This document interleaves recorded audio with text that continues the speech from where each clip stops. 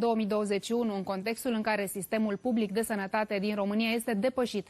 Pentru 2020, cifra de afaceri a companiilor de piață a crescut cu 11% față de 2019 și cu 312% atenție față de 2011, ajungând astfel la peste 15 miliarde de lei. Iar estimările merg tot în sus pentru 2021, peste 17 miliarde de lei, având în vedere atât procesul de testare anticovid de anul trecut, cât și cererea crescută de servicii din privat. Și profitul net al furnizorilor a crescut cu 16% față de 2019 și din nou cu un procent foarte mare, 312% față de 2011. Datorită, spune studiul, condițiilor din spitalele private, calitatea serviciilor, aparatură performantă, spațiile de consult, tratament și intervenții, forța de muncă profesionistă. Numărul de companii a crescut de asemenea și a ajuns la 23.100 de companii în 2020. La fel și numărul de angajați, care a ajuns la 78.000. În ce privește topul celor mai mari jucători, după cifra de afaceri, acesta este neschimbat în ultimii ani. 1. Centrul Medical Unirea sau Regina Maria, apoi MedLife și Sanador. Diana Florescu de la Casefin este acum în direct cu noi. Bună ziua și o să discutăm despre acest subiect, despre serviciile medicale. Bună ziua și vă mulțumesc pentru invitație. Ce să înțelegem din acest studiu? Ce concluzii putem trage? Că vedem o piață a serviciilor medicale private în continuă creștere. Vom vedea pentru 2021, estimăm noi, un nivel record al cifrei de afaceri, aproximativ 17 miliarde de lei. Este o piață care a crescut din 2011, tot crește în fiecare an, se investește foarte mult în această piață a serviciilor medicale private, la care am apelat toți cei care am fost pacienți sau altfel de pacienți decât cei care sufereau de COVID-19. În pandemie am văzut, practic, limitele sistemului public de sănătate și operatorii medicali privați au intervenit să acopere exact această nevoie. Este o tendință de creștere pe care noi o estimăm să continue pe termen lung, tocmai prin prisma interesului crescut pentru serviciile medicale private, pe de-o parte, și al investițiilor în această piață de cealaltă parte. Creșterea vine datorită faptului că oamenii își fac abonamente, crește segmentul acesta de interesul pentru prevenție?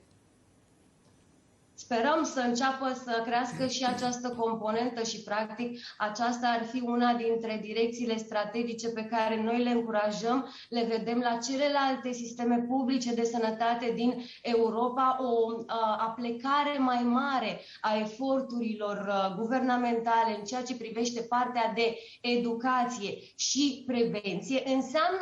Ar însemna un cost suplimentar pentru sistemul public în faza inițială, însă pe termen lung acesta devine marginal. Este mult mai ușor de tratat, o boală identificată într-un stadiu incipient pe de o parte și cu siguranță cresc și șansele de supraviețuire. În acest moment, în mediul urban, știm foarte clar, majoritatea angajaților, majoritatea angajatorilor au avut grijă să semneze aceste abonamente de servicii medicale private pentru forța lor de muncă, pe diverse paliere și crește foarte mult și atenția noastră a generației mele, care am văzut în pandemie părinții noștri care au contribuit la sistemul public de sănătate în ultimii, cam toată viața. În momentul în care au avut nevoie, nefiind pacienți COVID-19, am văzut și ne-am îndreptat chiar și cu ei către sistemul privat de sănătate. Așadar, dacă ne-am gândit la viitor, avem acest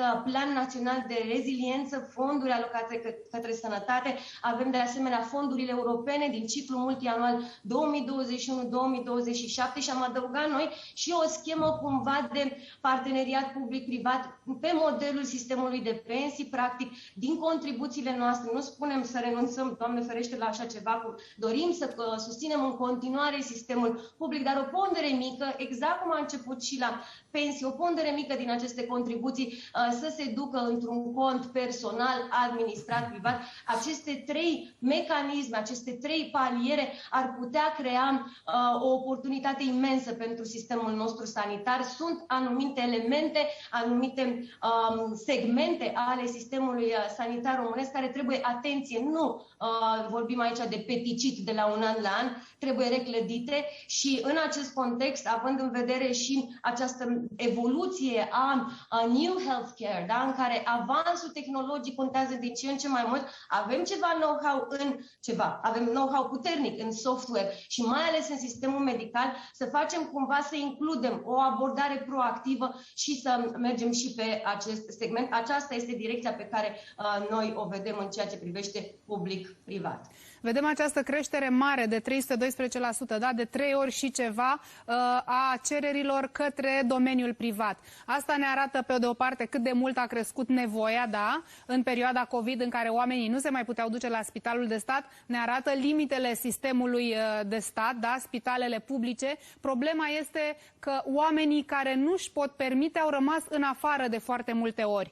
Cât loc mai este aici de acoperit, atât pentru companiile private, cât și pentru zona spitalelor de stat? Poate putem să vorbim puțin în materie de bani, de câte milioane ar mai putea fi de folosit ca necesar pentru dezvoltarea sistemului de stat și cât loc de piață sub formă de câștig pentru cei care au inițiative private și dezvoltă spitale și policlinici private. Putem să ne dăm seama din acest studiu?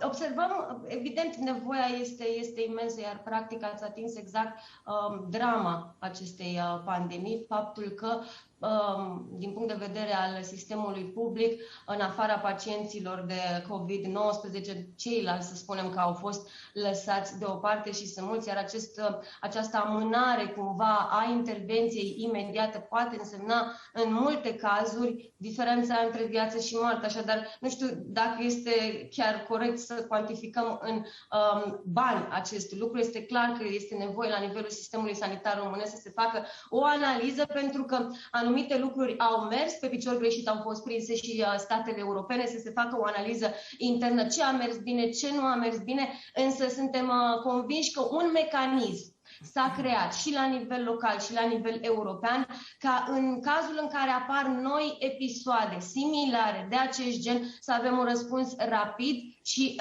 eficient. Vorbeați despre ce înseamnă pentru investitorii din această piață. Avem o creștere a cifrei de afaceri foarte mare, ați punctat-o și dumneavoastră, de peste 4 ori. Dacă ne uităm la rezultatul net, acesta a început să apară. Vorbim de o creștere foarte mare față de anul 2011. Ne reamintim faptul că acest return on investment, dacă vreți, apare la mult timp de la investiții foarte mari în infrastructura sanitară privată. Da? Deci întâi facem investiții și apoi ne gândim la ceea ce putem obține. Doar ca vă dau câteva procente, dacă piața a crescut cu 312%, în cazul rezultatului net avem față de 2018 o creștere de 312 ori, adică cu 31.000%